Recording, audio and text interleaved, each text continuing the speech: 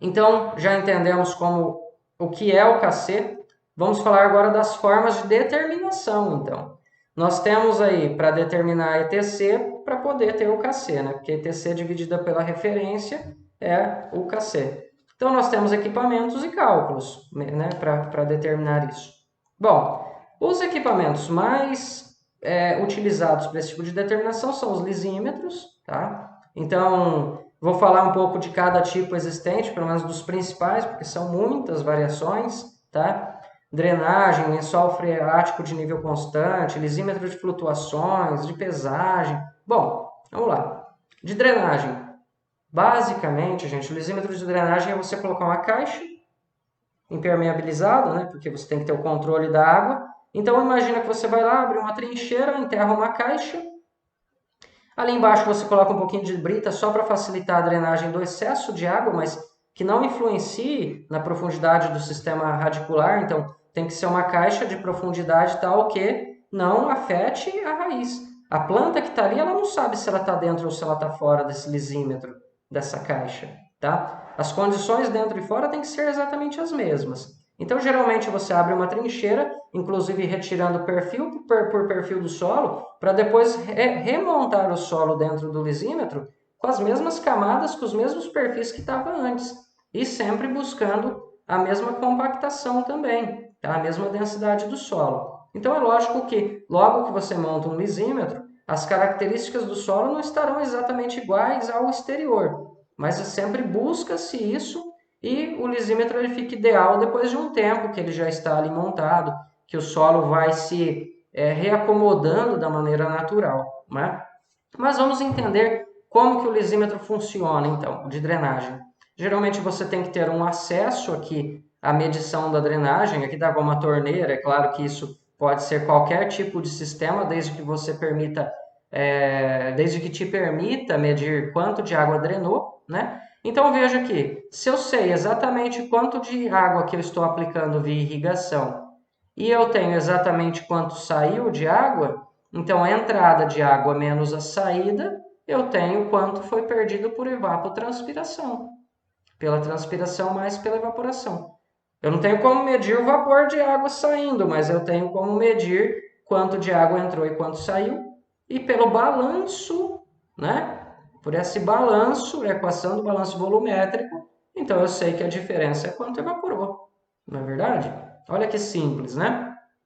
Bom, aí alguns pesquisadores foram tentando automatizar isso, então uma das formas foi, para eu não ter que ficar irrigando, né? Eu mantenho um lençol freático ali embaixo, não saturo o sistema radicular, mas mantenho um lençol freático, ou seja, lá na hidrologia, no curso de hidrologia, a gente entende o que é lençol freático, né?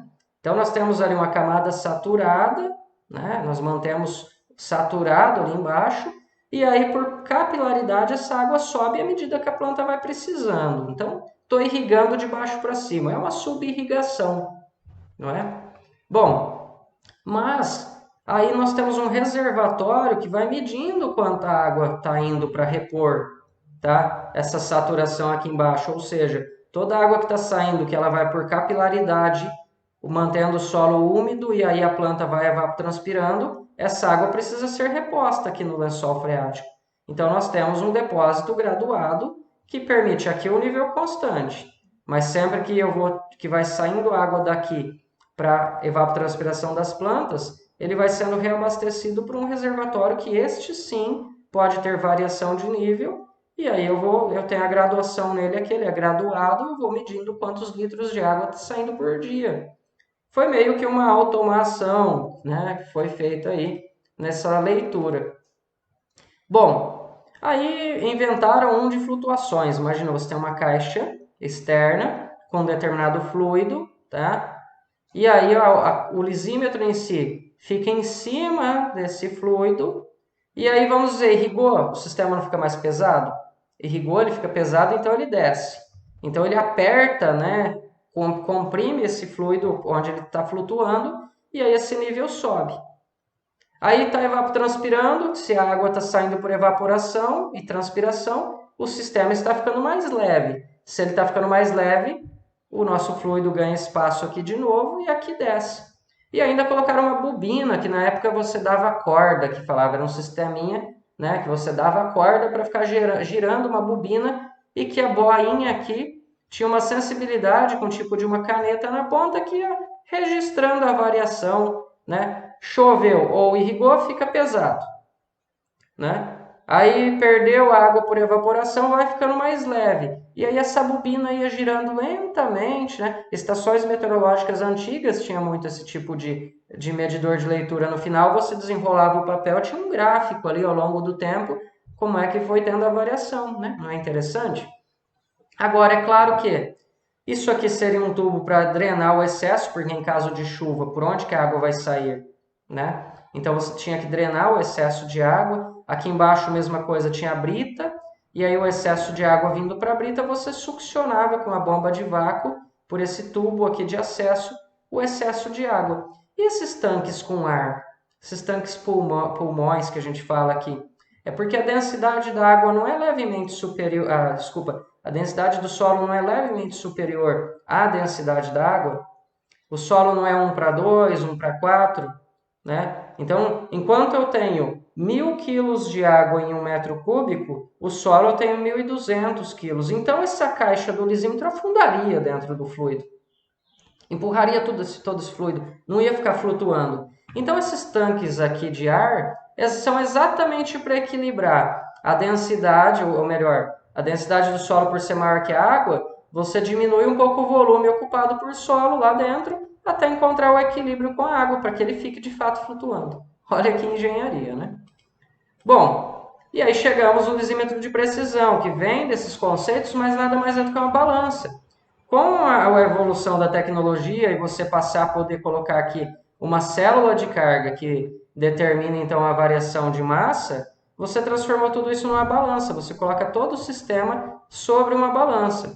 E como que é o funcionamento dele? Bom, vamos imaginar que tudo isso aqui, ó, nós temos aí lisímetros que são com sistema de redução de carga, temos sistemas que vão direto em cima de células de carga, isso tudo depende da capacidade da célula de carga. Não vou entrar nesses detalhes, tá? Porque senão a nossa aula vai ficar muito longa. Mas imagine que você tem um sistema, então, que você pode colocar todo esse lisímetro em cima de uma balança. Bom, aqui nós temos um reservatório de drenagem de água. Qual que é a função dele?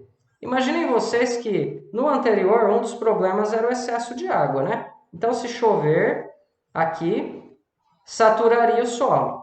Então, esses tanques de drenagem eles foram colocados de maneira que todo o excesso de água ele não ficava dentro do lisímetro, dentro do sistema solo.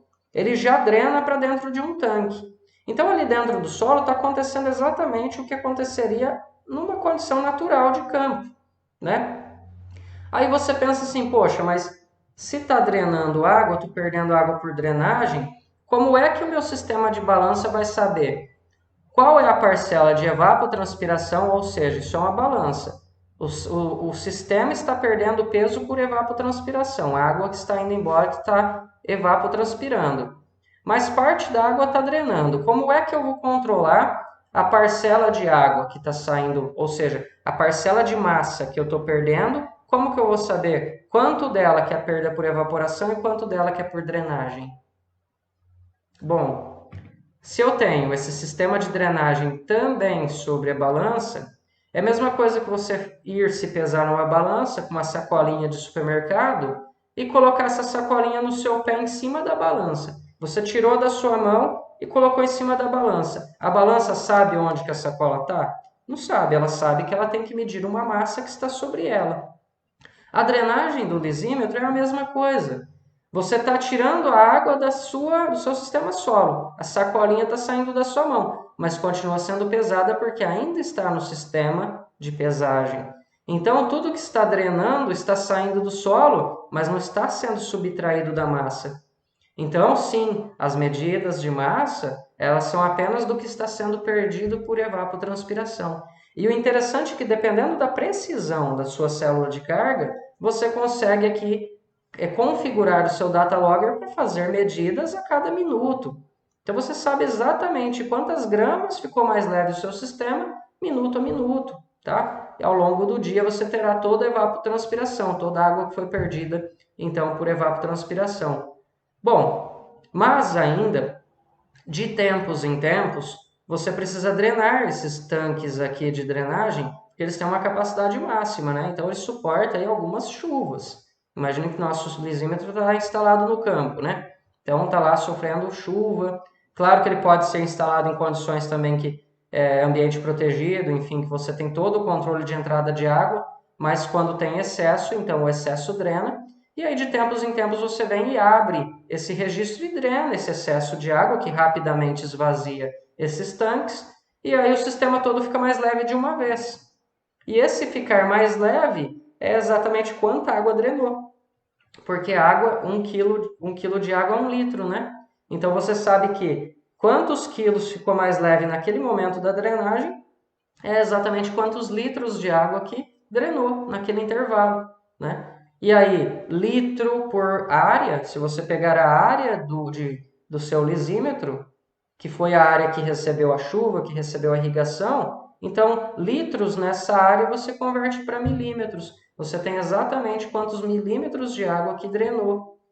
E a massa, convertida para litro também, que vinha perdendo, que era evapotranspiração, cada quilo que o sistema ficou mais leve equivale a 1 litro de água que evaporou ou transpirou, né? Ou a soma dos dois, evapotranspirou. Cada quilo é 1 litro de água, então você tem milímetros, transformando isso pela área do lisímetro, milímetro de água que evapotranspirou. Olha que interessante, né? Bom, gente, e por que eu estou me dedicando a falar desses lisímetros? Porque é a partir deles que a gente consegue medir qual é a evapotranspiração das plantas real no campo. E aí sim, evapotranspiração, claro, se eu quiser manter isso sempre em condições ótimas, irrigando, então eu terei a evapotranspiração potencial, né? E aí com isso eu tenho o KC. O KC ele é feito para condições ideais, né? Então eu mantenho esse sistema em condições ideais, meço a evapotranspiração que está ocorrendo, divido pela evapotranspiração de referência e teremos o nosso KC ao longo do ciclo da cultura, para cada cultura que eu colocar no meu lisímetro. Então vejam a facilidade de operação desse tipo de equipamento, a alta precisão, gente. Se você subir aqui em cima do lisímetro para fazer uma operação, né? Vamos dizer que fosse uma planta de café aqui que você tem que fazer a colheita manual dela. Se você sobe aqui, dá exatamente sua massa. É claro, depende da qualidade da célula de carga, da calibração desse sistema, mas eles são de alta precisão, tá? Se um pássaro pousar aqui, você tem as gramas que esse pássaro pesa, tá? Bom, agora, alto custo? Depende, né, gente? Eu costumo dizer o seguinte, o que é alto custo? Isso aqui para pesquisa, então, esses equipamentos eles são utilizados para pesquisa. É claro que um produtor não vai investir num sistema desse para fazer manejo de irrigação. Acontece que um equipamento desse, montado numa universidade, olha quanta informação ele vai nos trazer. Olha, os consultores, os projetistas de irrigação, o próprio produtor, ele vai poder fazer manejo utilizando apenas uma informação de KC. Então, a pesquisa é importante exatamente para dar essa facilidade depois. Então, o que é custo? É aí que vem os investimentos nas universidades e nas fundações de pesquisa, né? Nós precisamos de equipamentos como estes para ter toda essa base de informação. Porque vocês viram que cada milímetro irrigado errado equivale a quanto mesmo? Cada milímetro irrigado errado equivale a 10 mil litros de água por hectare.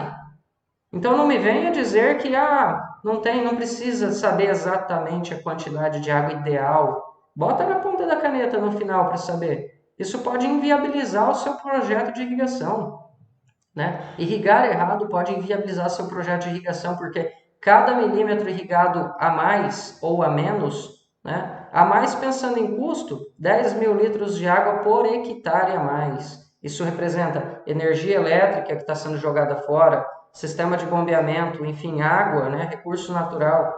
E se eu irrigar a menos eu vou ter uma resposta menor da produtividade da planta.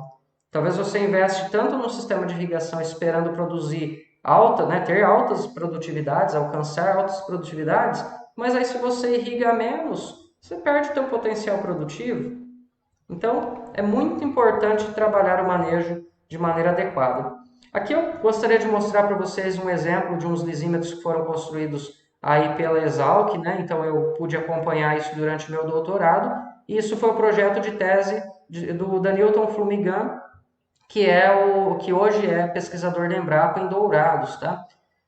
Então na época ele estava desenvolvendo o doutorado dele, conseguiu aprovar esse projeto pela FAPESP, um projeto com que veio um recurso consideravelmente alto, graças aí a professor Marcos Vinícius Folegatti, né?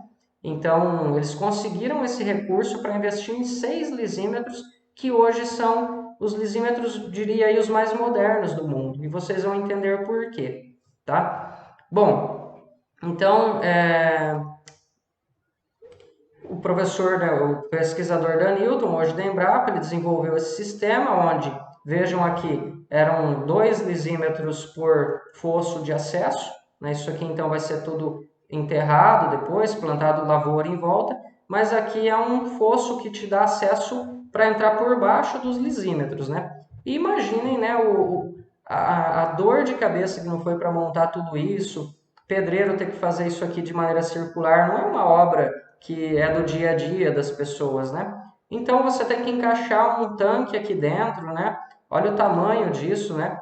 Então, aqui sobre esses pilares foram colocadas células de carga, tá? E essas células de carga, interessante de falar do Danilton, é porque ele fez o mestrado dele no IAPAR, no Paraná. Eu conheci ele lá quando eu fazia o meu mestrado também. E lá nós tínhamos lisímetros que eram colocados no campo sobre células de carga, diretamente sobre a célula de carga. Mas essas células de carga tinham uma capacidade pequena, eram lisímetros aí de cerca de 1 m³ de solo, tá? Agora, olha o tamanho da obra que o Danilton fez.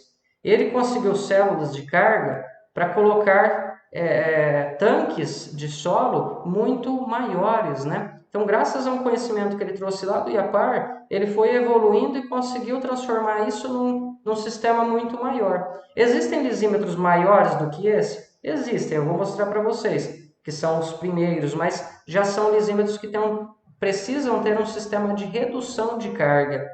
Esse sistema de redução, tá, que é muito semelhante à balança de bois aí, tá? Então, quem mexe com pecuária, aquelas balanças que pesam bois, geralmente tem esse sistema de colchinha e alavanca, que você coloca um peso num braço de alavanca para que lá na ponta você tenha uma redução dessa carga. E aí você consegue trabalhar com células de carga de pequena capacidade num sistema muito pesado, tá? Mas o que o Danilton fez foi conseguir células de carga que uma única célula não suportaria todo o peso desse lisímetro, mas 3 células suportariam. E aí ele trabalhou toda a parte eletrônica para fazer essas células de carga se comunicarem, tá? Então 3 células se comunicando para poder dizer, ó, a massa que nós estamos medindo é um conjunto de um sistema só, de um sistema único, né? Bom, só para vocês terem uma ideia do tamanho, né? Eu me lembro que na época esses tanques foram feitos numa oficina. Quando foram tirados da oficina, o pessoal que fez acabou não se atendo que a porta da oficina não ia dar a largura dos tanques. Então tiveram que quebrar a porta da oficina para tirar os tanques. Precisou de batedores nas ruas de Piracicaba para poder transportar esses tanques da oficina até a área experimental. Foram 6 desses, né? Se eu não me engano, agora, não vou lembrar, mas esses tanques têm cerca de 4,5 metros de diâmetro por 1,5 de altura, tá? Então, essa altura é para não influenciar no sistema radicular, né? Olha o esquema de montagem, né? Então, encaixando naqueles fossos que foram feitos de concreto, né? E aí o detalhe, ó, depois montando as células de carga. Então, aqui também tem o professor Adriano Valentim Diotto, né? Hoje da UFLA, e aqui o Danilton, né? Então, éramos estudantes fazendo pesquisa e pesquisa de ponta, né? Então, deixo um abraço aí para esses colegas que tanto contribuíram e contribuem ainda com obras que fizeram nos seus projetos de pesquisa e são hoje ainda muito utilizadas, né? Que estão em andamento. Aqui um detalhe daquilo que nós falamos sobre a drenagem, né? Então, o sistema todo fica sobre o sistema de pesagem. Então, a água drena para dentro desses tanques, ou seja, dentro do sistema solo, o solo está se comportando naturalmente como se estivesse livre, né? Sem estar dentro desse tanque. Mas a água drena para dentro desses tanques e depois, de tempos em tempos, você abre o registro aqui para eliminar essa água e liberar espaço para os tanques de drenagem. Por que não pode ficar pingando, drenando diretamente? Porque daí o sistema de balança não sabe quanto que ele está ficando mais leve, dessa parcela que ele está ficando mais leve, ele não vai ter como nos dizer quanto que é por perda por evapotranspiração e quanto é perda por drenagem. Então a drenagem precisa ficar registrada, né? Não pode ser separada durante alguns períodos de determinação de evapotranspiração. Você simplesmente vem e drena de uma vez e depois corrige no seu gráfico quanto que perdeu por drenagem e passa novamente a ficar registrando as perdas de massa como evapotranspiração. Bom, aqui um exemplo desses lisímetros que são os mais antigos do mundo, os lisímetros da Universidade da Califórnia, onde eu tive a oportunidade de conhecer, são dois, tá? Esses são os maiores ainda, tá? Em tamanho, mas são o sistema antigo, né? Então, só para vocês verem que é muito semelhante, você tem um fosso de acesso, ó. Tem um aqui, outro lá no fundo. Eles ainda não estão, veja que no exterior o solo está exposto. Aqui o trabalho não dá para passar com o trator por cima, né? Então o trabalho tem que ser manual aqui dentro, a capina e tudo mais. Então o solo interno do lisímetro tem que simular as mesmas condições externas. Né? O trator tinha acabado de fazer o preparo da área e faltava preparar os lisímetros. Então você acessa o interior, está lá o interior, e aqui estava eu com o meu orientador lá da Universidade da Califórnia, a Priscila, uma pesquisadora brasileira, uma colega, tá? De Bento Gonçalves, Brasil. E aí, então, nós estávamos conversando exatamente sobre o sistema de redução de carga.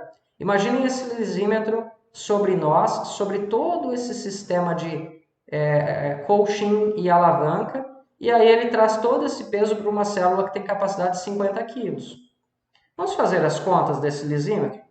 Vamos dizer que esse lisímetro tenha 6 metros de diâmetro. Então, peguem aí um rascunho e vamos identificar qual é a massa de solo que eu tenho dentro desse equipamento. Vamos fazer esse cálculo? Pegaram papel e caneta? Então vamos lá. Eu fiz as minhas contas aqui.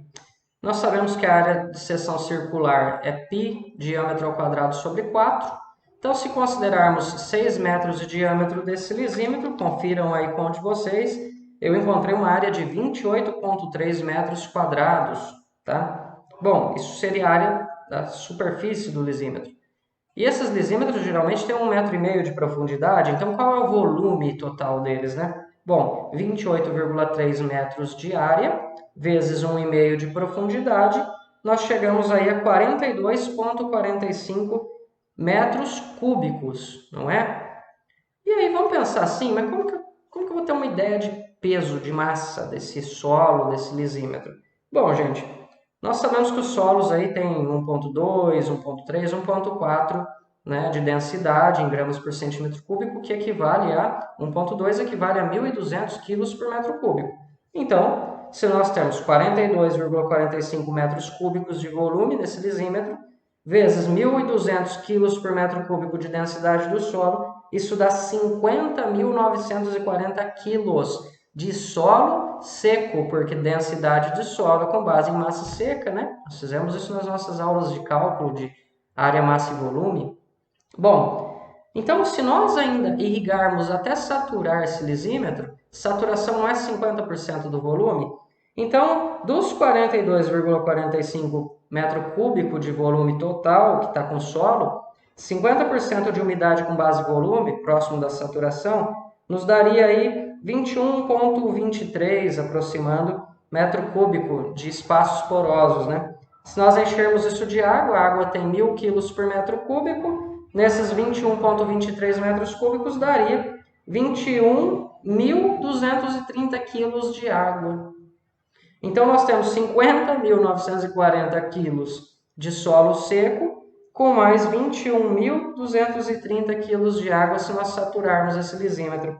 Então, sobre a nossa cabeça ali, estavam cerca de 72.170 quilos, fora a estrutura metálica ainda do sistema. Tá? Então, mais de 72 toneladas fáceis sobre nós.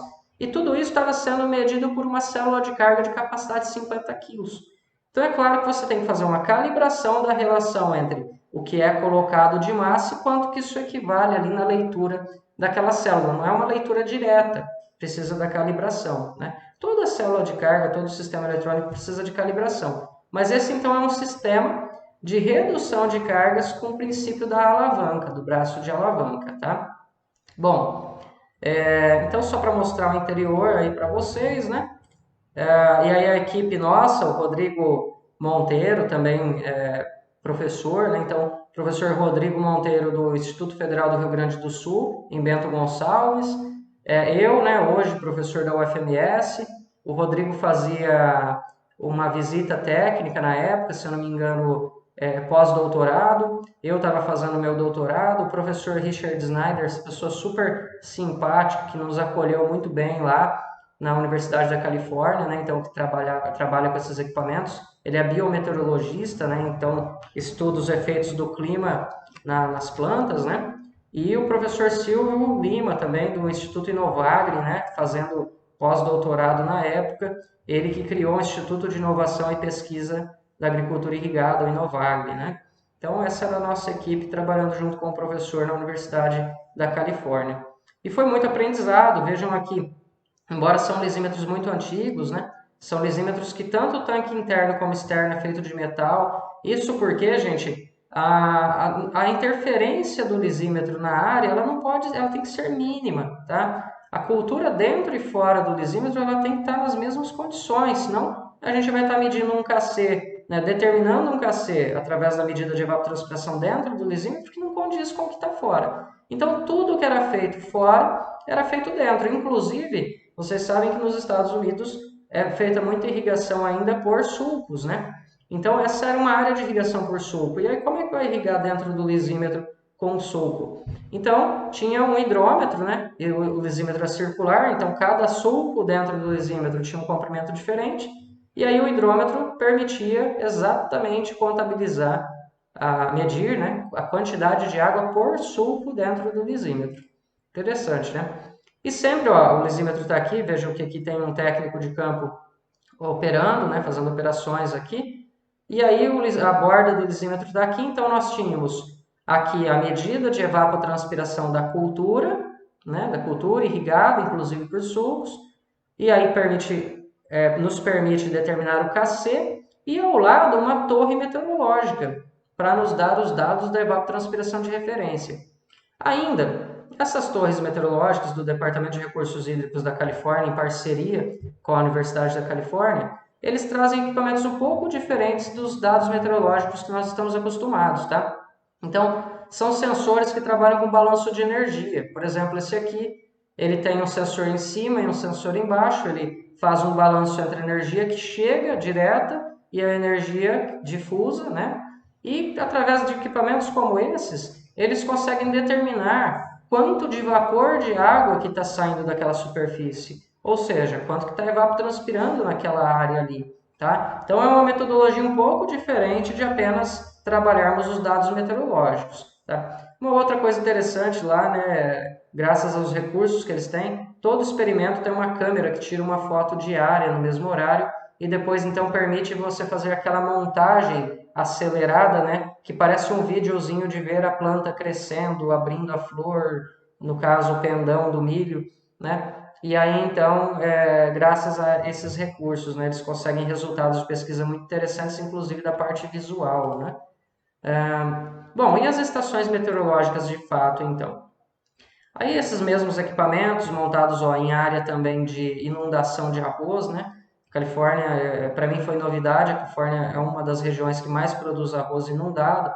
Então veja, aqui além de todos os equipamentos que nós falamos anteriormente, ainda tem medidor de nível da água que fica no tabuleiro de arroz, né? Então o nível que a água está ali inundando o solo.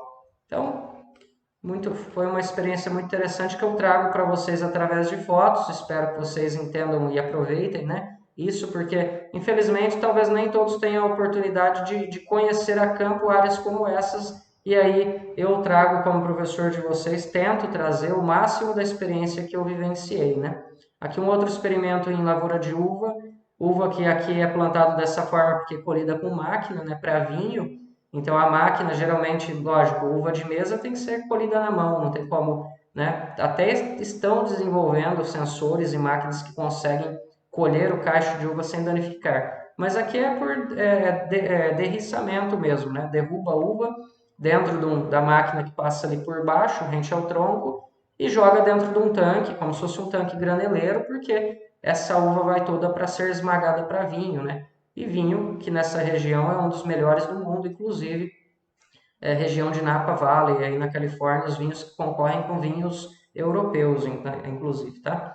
Bom, aqui a pesquisa, gente, consistia em, vejam que é uma região montanhosa, né? Uma região montanhosa onde tinha uma estação lá em cima, uma estação deste lado sul e uma estação do lado norte. O que era interessante dessa área? Vejam, está vendo o sol pegando aqui nessa lavoura, desse lado, ó, né? Sombreamento no meio da linha. E do outro lado da montanha, do morro, sombra, né? Vejam, na entrelinha, o mesmo horário essa foto, tá? Tá vendo que não está pegando sol nenhum na entrelinha? Só um pouquinho na copa aqui das plantas? Será que isso era por causa do horário, final de tarde? O que estava acontecendo aqui? Bom, esse exemplo prático de um experimento que eu acompanhei, eu gostaria de falar para vocês então da teoria sobre a declinação solar. Como que a gente aplica, né, esses conceitos? Todo mundo sabe que nós temos lá a rotação, que é 24 horas, né, por isso a noite e o dia, mas a translação que leva os 365 dias do ano. Então, quando a Terra vai fazendo esse movimento de translação, teremos períodos em que o norte está mais próximo do Sol, né, ou mais voltado para o Sol, e épocas em que o norte, o hemisfério norte, está menos voltado para o Sol. Dias mais longos e dias mais curtos, né? É por isso que nós temos essa variação do comprimento do dia ao longo do ano. Bom, basicamente, e ali, né, o nosso movimento de rotação diário. Basicamente, vamos pensar o seguinte: se nós fixássemos, então, a Terra e fosse o Sol que se movimentasse, só para a gente ficar mais didático, né? A gente sabe que é a Terra que tem esse movimento de translação e por causa do eixo de inclinação da Terra de pouco mais de 23 graus, então é como se o Sol se movesse. Então, só para ficar mais didático, eu fixei como se fosse o Sol que se movesse, né? E aí nós temos o Trópico de Capricórnio, no sul do nosso país, e o Trópico de Câncer, mais ao norte do país, praticamente. Aliás, a linha do Equador, né, no norte do nosso país, e o Trópico de Câncer, que já vai lá para o hemisfério norte, né? No Brasil, o nosso Trópico de Capricórnio, ele passa na região ali de Maringá, no norte do Paraná, sul do Mato Grosso do Sul, né? E o nosso Trópico de Câncer passa ali no sul dos Estados Unidos, na região da Flórida, tá? Bom, mas imaginem então que com esse movimento, né, do ponto referencial Terra, olhando da Terra, é como o Sol se movesse. Então, nós temos do verão, outono, inverno, inverno, primavera, verão, né? Isso ocorre para nós aí, é o que nós chamamos de solstício de verão, que ocorre para nós, né, 22/12, e para quem está no hemisfério norte, o solstício de inverno, para nós, né, solstício de inverno, para eles é solstício de verão, então estão entendendo? Para nós no Brasil, no hemisfério sul, chamamos de solstício de verão, né? E quando está lá próximo deles, solstício de inverno para nós, mas para eles é o verão, né? Engraçado que quando eu era criança e assistia filmes de Natal, eu sempre achava estranho porque que nevava na época do Natal, né? Então, quando é verão para nós, o nosso dezembro, ó, 22 de dezembro, é o nosso pico praticamente do verão. É quando o Sol está mais próximo do nosso hemisfério, né? Devido ao eixo de inclinação da Terra e o movimento de translação. Já para eles é o pico do inverno, é a neve, né? Na maioria das regiões. Bom, então, o equinócio, que ocorre 2 vezes, é claro, né? Porque conforme o movimento de translação, nós teremos o Sol mais próximo do Equador 2 vezes no ano, que está em torno aí de 20 do 3 de março, né? 20 de março, e a primavera em torno de 22 do 9, tá bom? Então, mas o que isso tem a ver com irrigação, professor? Tudo. com evapotranspiração, com manejo. Nós sabemos que a Terra não é totalmente cilíndrica, né, circular. Nós temos aí a topografia acidentada, né, as regiões montanhosas, e aí eu exagerei aqui um pouco na ondulação do terreno, só para ficar mais fácil de explicar o seguinte. Quando o nosso Sol está mais perto do inverno, mais perto do hemisfério norte, que é o nosso inverno, por que nós temos menor produtividade, menos energia solar, né? Bom, então primeiro aqui porque ele está mais distante, dias mais curtos, né? Noites mais longas.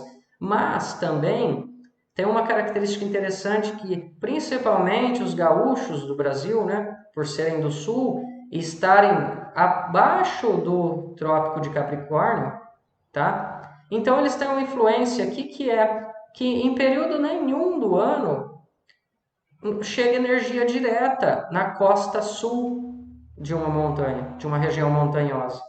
Então vejam que isso tem tudo a ver com aquela pesquisa que eu mostrei anteriormente. Olha lá no nosso verão. Mesmo no verão, regiões mais ao sul, a radiação não chega diretamente atrás da montanha, na costa, na vista sul da montanha. Tá? É por isso que os gaúchos comercializam terra já há muitos anos por observações de campo.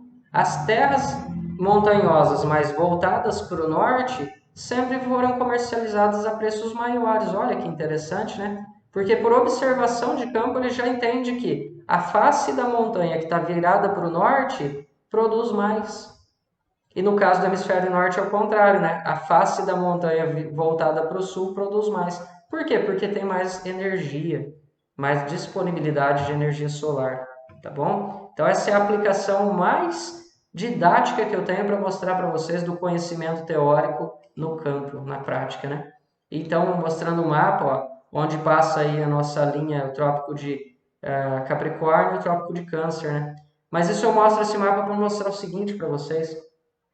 O Brasil está praticamente inteiro, né? Praticamente inteiro o território brasileiro dentro da área tropical, onde nós temos disponibilidade de energia maior, independente da fase do ano. É por isso que toda essa região central do Brasil tem mais de uma safra ao longo do ano. Praticamente a gente planta o ano inteiro no Brasil, não é? Porque é um país tropical e a influência da declinação solar não é tão grande dentro dos trópicos.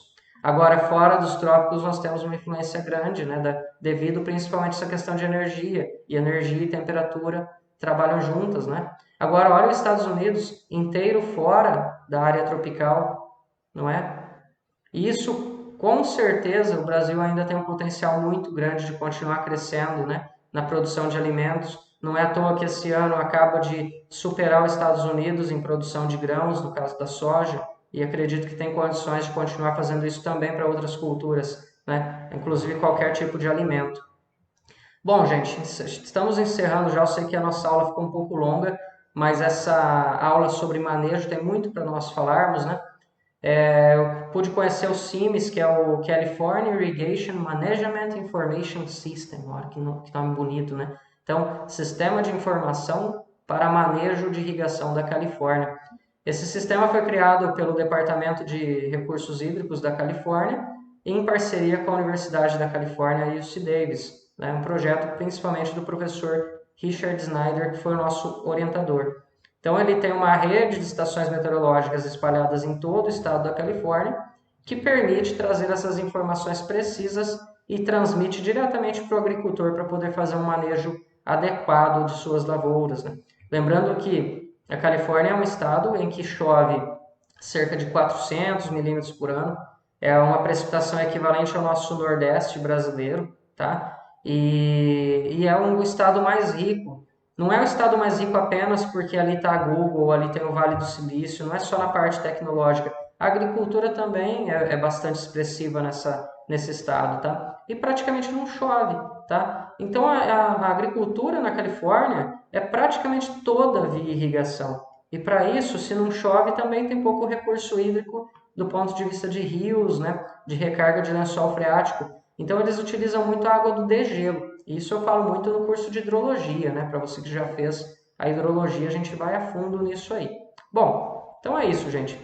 Mas vocês poderiam dizer, mas você está falando dos Estados Unidos e tal, e o Brasil? Bom, gente, eu me orgulho de falar do sistema que nós temos no Brasil. O Brasil também tem um sistema muito interessante, né? O Instituto Nacional de Meteorologia está aí uma cobertura interessante do nosso país. É claro que na região amazônica a cobertura é um pouco menor, porque as áreas são muito uniformes de floresta, então uma estação longe da outra, a variação de clima é muito pequena, né? Mas e as observações dentro da Amazônia são também com outro foco, né? Não é tanto foco de manejo diário agrícola, e sim um manejo da floresta, né? Que então não precisa, a escala não precisa ser necessariamente diária, tá? Mas temos aí a nossa cobertura também, nosso sistema, que permite essas observações.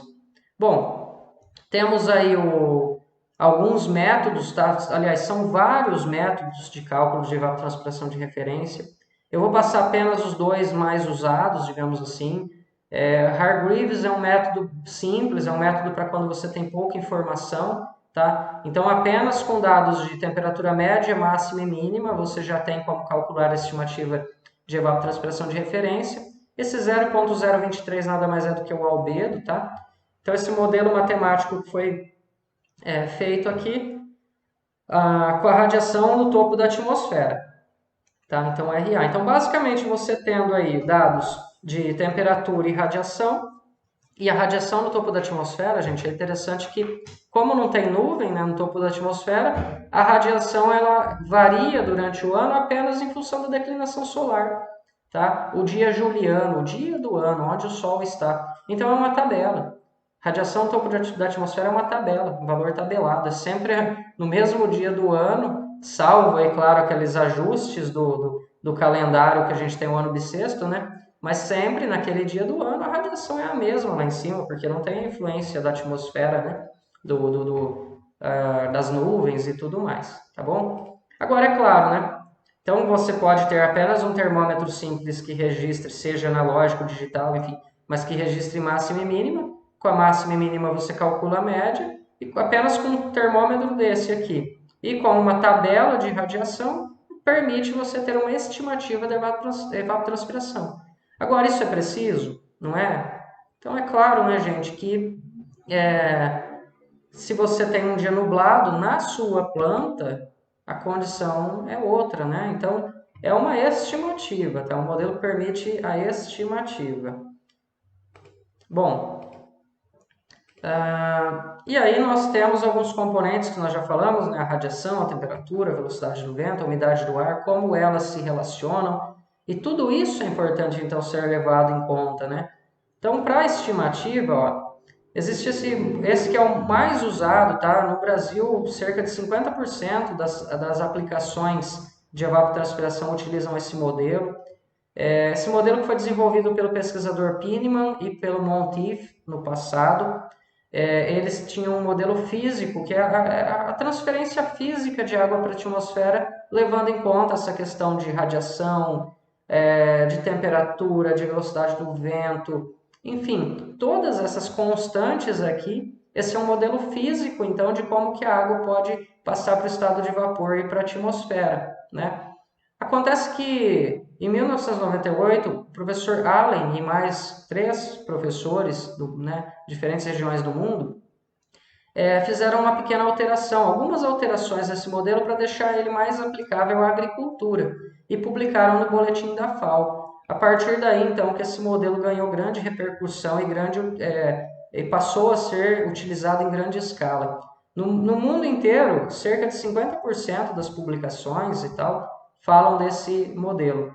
E, no Brasil, cerca de 50%. No mundo inteiro, isso cerca de 30% das publicações, tá? Então, assim, o nível de uso desse modelo, tá? E aí a gente fala, no mundo inteiro cai para 30%, por quê? É claro, né, gente? Imagina, no mundo inteiro tem pesquisador que tem o próprio modelo, que prefere usar, né? Então, ainda é muito, né, gente? 30% do mundo ainda é muito, tá? Bom, e aí, gente, queria trazer aquela foto novamente, porque o professor Allen é esse cara aqui que estava nos visitando no Brasil, tá? Pessoa muito simpática. Às vezes eu gosto de falar isso como professor para vocês que são alunos, né? Eu gosto de falar assim, a gente às vezes pensa, poxa, o cara que inventou isso deve ser aquele cara que não sai do laboratório que só fica estudando, que não tem uma vida normal, né? E não é bem por aí, né, gente? Eu acho que cada um de vocês pode ser um grande pesquisador, desenvolver grandes modelos, basta querer, claro, ter vontade, estudar muito, sim, mas então essa pessoa extrovertida, né, essa pessoa muito bacana que nos deu o prazer de uma visita aqui no Brasil, tá? Então, aqui da esquerda para a direita, professor Marcos Vinícius Folegatti, mentor desse projeto, né? Professor da Exalc. O Richard Allen, então aqui ao lado dele, da Universidade de Idaho, nos Estados Unidos, né? O Ronaldo dos Santos, professor da UFSCar, na época colega de doutorado, né? Hoje professor da UFSCar. Janaína Paulino, colega de doutorado, hoje professora na Universidade Federal de Mato Grosso, em Sinop, tá? Eu, né, também aluno de doutorado, hoje professor da UFMS, em Chapadão do Sul, e o professor Cícero Remê, também colega lá do doutorado, que hoje é da UFOB, Universidade Federal do Oeste da Bahia. Então, colegas aí desenvolvendo pesquisa, que hoje todos seguiram, graças a Deus, né, seguiram seus caminhos, estão contribuindo muito para o ensino do nosso país, né, nessas diferentes regiões, nessas diferentes universidades. Bom, gente, aqui não é para fazer propaganda, mas só para dizer para vocês que esse foi um dos momentos da minha vida que eu fiquei assim mais realizado, né? O Inovagro International Meeting em 2017 eu fui convidado para ser moderador da mesa redonda entre ninguém mais ninguém menos do que o professor Richard Allen, tá? Então pude representar inclusive a nossa UFMS nesse evento internacional. E ao lado aqui também de Luiz Pereira. Luiz Pereira é um português, um dos autores do Boletim 56 da FAO, onde está publicado o modelo de Pinion-Monteith mais usado no mundo para manejo aí, tá? E aqui também um outro colega pesquisador que estava participando, então tá aí eles, né? O professor Richard Allen da Universidade de Idaho, o Luiz Pereira do Instituto Superior de Agronomia de Portugal, eu da UFMS e o Bruno Chiaviron do Instituto aqui de Irrigação de Recursos Hídricos da França, tá? Então, os dois dos autores, dois dos 4 autores aí do Boletim 56, tá? E tá aí o modelo, então, né? Nós não vamos entrar a fundo nele nesse curso, tá? Eu deixo isso aqui mais para nível de pós-graduação, né? Quem vai seguir carreira na pesquisa, fazendo mestrado, doutorado, ou mesmo fazendo pós-graduação na área de lato sensu, que é a nossa especialização, né? Então, esses dados aqui, vocês precisam saber como utilizá-los, né? Como eu estou dizendo, a importância deles no manejo, mas aqui eu vou apenas apresentá-los. Então, dentro desse modelo, entra pressão atmosférica local, calor latente, constante psicrométrica do ar, isso vocês veem lá no armazenamento e secagem de grãos, né? Questão de entalpia, como que o ar se comporta, né? E por aí vai, tá, gente? Então, declinação da curva de saturação, saldo de radiação, balanço de ondas curtas e balanço de ondas longas, que é tão discutido na fisiologia, né? Qual que é o comprimento de onda do solar que a planta consegue perceber, que ativa os mecanismos da planta, ó.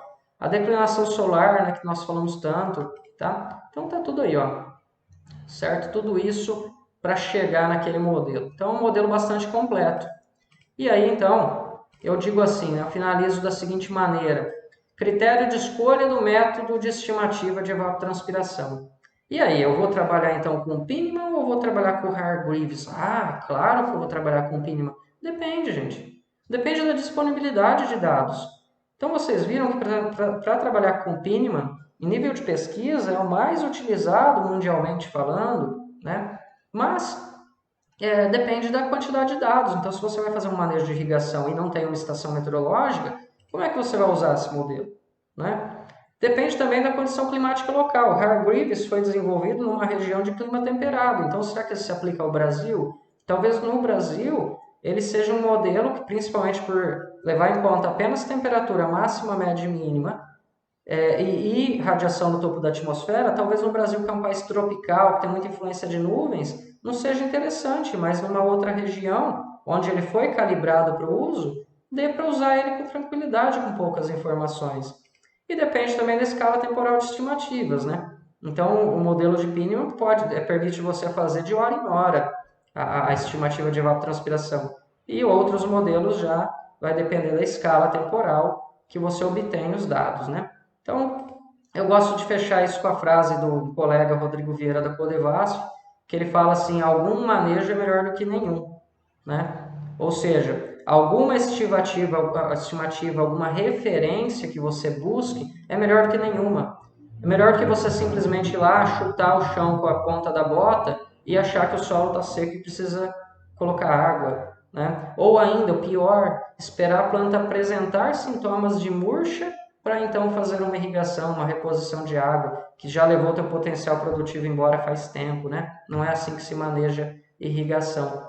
Bom, gente, e aí mostrar para vocês o seguinte, esse fluxo da Google, quando lá naquela foto de 2013, o professor Richard Allen nos visitava no Brasil, conhecendo os lisímetros montados pelo professor Vinícius Folegatti, pelo Cícero, pelo Danilton e a equipe deles, né? Ele falou que ele queria criar um modelo que fosse possível, através de imagem de satélite, identificar a evapotranspiração das plantas. E aí você pensa, nossa, esse cara é maluco, né? Como é que, através de imagem de satélite, você vai identificar a evapotranspiração? Bom, gente, isso já existe, foi criado por ele, junto em parceria com a Google. É claro que tem outros pesquisadores que não necessariamente trabalham com esse e-flux da Google, mas trabalham com imagens de satélite, com sensoriamento remoto para os mesmos fins, tá? Não é só o professor Allen, é claro, mas ele criou esse sistema muito interessante, muito prático, que então basta estar aqui o link para que vocês acessem, tá? Vou mostrar rapidamente o funcionamento dele para vocês. E temos outras ferramentas também, né? Então, vamos lá. Então, como nós estamos aí com 1h45 dessa aula, dessa videoaula, eu vou passar essa parte dos sites, mostrando para vocês as ferramentas que vocês já têm hoje possibilidade de trabalhar, né? Numa aula só de apresentação deles, tá? No próximo módulo. Mas basicamente vejam aqui que você tem, então, eu coloquei como exemplo o NDVI, que é o mais conhecido, né, na nossa área, que então você pode exportar essa imagem onde cada pixel é um valor de NDVI, que aqui está em forma de cor, é claro, né? Mas nós sabemos que isso são valores de NDVI que vão de 0 a 1, e aí o menos 2 aqui é algum tipo de erro, como por exemplo quando tem água, né? Tá bom? Mas então, até o próximo módulo, onde nós vamos apresentar essas ferramentas que já nos permitem aí fazer estudos de evapotranspiração com base nos sensores de satélites.